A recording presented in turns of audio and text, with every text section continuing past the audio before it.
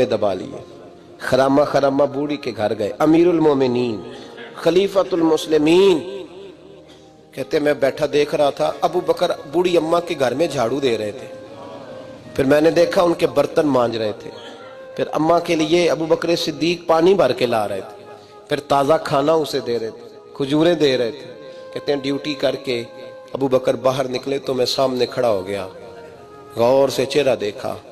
मैंने कहा यार तू किस संदल का बना हुआ है, किन खुशबुओं में तू रचा हुआ है, तेरी तरतीब कितनी हसीन है यार, तेरा जो भी सफा उलटता हूं कोई नई खुशबू ही निकलती है।